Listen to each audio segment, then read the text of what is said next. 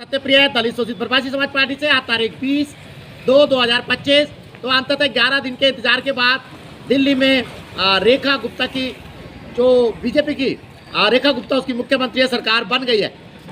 अंततः इंतजार खत्म हुआ और हुआ वही जो अपनी परंपरा बीजेपी ने निभाई। अंत तक संशय पर एकदम नया चेहरा है। लास्ट तक पता भी नहीं चला कौन मुख्यमंत्री बनेगा।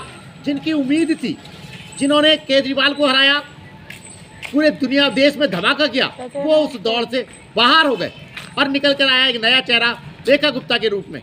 उम्मीद है कि अब विकास की नई गति दिल्ली में बनेगी।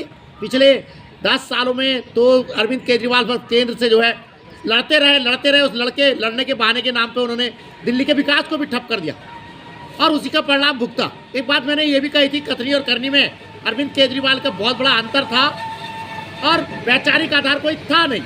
चलिए, अरविंद केजरीवाल अब अतीत की बात है। बीजेपी की नई सरकार है, उम्मीद है विकास को पंख लगेगा। एक बात और उल्लेखनीय यहाँ पे है कि माननीय प्रधानमंत्री जी महिला सशक्तिकरण की बात करते हैं। कुल मिला के 28 में से 21 राज्यों में बीजेपी की सरकार है और 10 साल बाद तमाम महिला सशक्तिकरण के दावे के बाद 10-11 साल बाद पहली मुख्यमंत्री महिला बीजेपी को नसीब हुई है। बीजेपी की तरफ से पेश की गई है। दोस्तों, शीर्षासन धरना आप जानते हैं लगातार जारी है जनहित याचिकाओं के लिए। जनहित याचिकाएं मैं एक बार फिर दोहरा दूं, स्कूली शिक्षा में जाति सूचक शब्दों में कड़ाई से रोक, अम्बेडकर जी को आधिकारिक राष्ट्रपिता घोषित किया जाए, गौतम अदानी, मुकेश अंबानी और रतन टाटा जी को भारत रत्न दिया जाए। यूट्यूब चैनल आप जानते हैं सत्यप्रिय सक्सेना के नाम से है, लगता है बढ़ाइएगा, सब्सक्राइब कीजिएगा। भले ही देश रेखा गुप्ता को ना जानता हो, लेकिन चूंकि वो बीजेपी की महिला राष्ट्रीय उपाध्यक्ष रह चुकी है तो पार्टी के अंदर तो उनकी खैर व्यापक पहचान रही होगी। एक कार्यकुशल और सक्रिय नेता के तौर पर वो जानी जाती हैं, इसीलिए शायद उनको मुख्यमंत्री का पद मिला है। उल्लेखनीय चीज़ें वही हैं, प्रवेश वर्मा जिन्होंने हराया गायब है, जो बड़े दावेदार थे वो गायब है।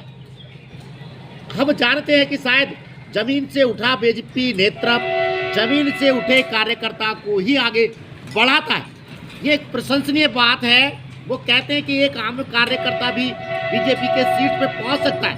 वो कथनी और करनी बीजेपी बार बार दिखाती है। एक बार फिर मुबारकबाद रेखा गुप्ता जी को मुख्यमंत्री के रूप में उनके चयन के लिए, दिल्ली सरकार के लिए। उम्मीद है विकास के नए पंख लगेंगे उनके नेतृत्व में। धन्यवाद, नमस्कार।